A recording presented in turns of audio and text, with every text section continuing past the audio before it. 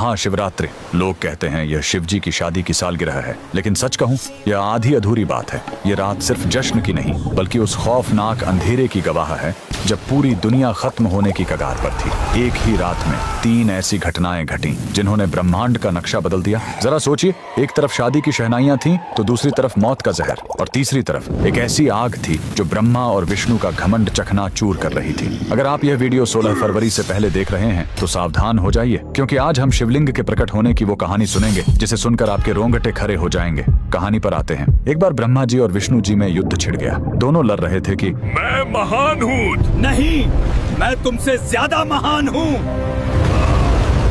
उनका यह घमंड जब दुनिया का संतुलन बिगाड़ने लगा, तब अचानक उनके बीच एक विशाल अनंत अग्नि स्तंभ प्रकट हुआ। वह आग का एक ऐसा खंभा था जिसका न कोई शुरुआत था न अंत। उस स्तंभ से एक भारी आवाज आई, जो मेरे आखिरी सिरे को खोज लेगा वही महान होगा।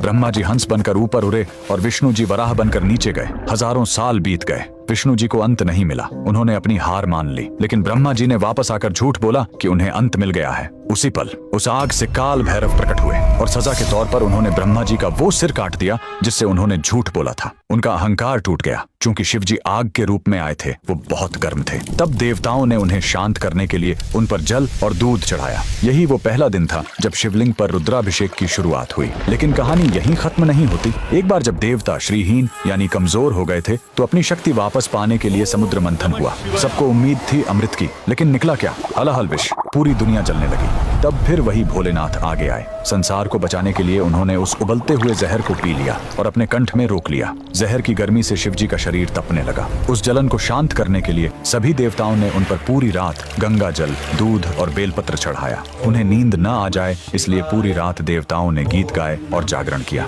यही वजह है कि महाशिवरात्रि पर हम पूरी रात जागते हैं। लेकिन रुको, यह रात इतनी डरावनी भी नहीं है। इसी रात प्रेम की जीत भी हुई थी। जब माता सती ने अपने प्राण त्यागे थे तो शिव जी पूरी तरह टूट गए थे। वो वैरागी बन गए, दुनिया छोड़कर समाधि में चले गए। तब माता सती ने पार्वती के रूप में जन्म लिया। उन्होंने हजारों साल तक कठोर तपस्या की, सिर्फ अपने शिव को वापस पाने के लिए। आखिरकार भोलेनाथ पिघले। इसी महाशिवरात्रि की रात वो वैरागी फिर से दूल्हा बना और शिव शक्ति का मिलन हुआ। तो इस 16 फरवरी जब आप शिवलिंग पर लौटा भर जल चढ़ाएं, तो याद रखिएगा, आप उस आग को शांत कर रहे हैं और उस जहर के दर्द को कम कर रहे हैं। कमेंट में लिखें हर हर महादेव।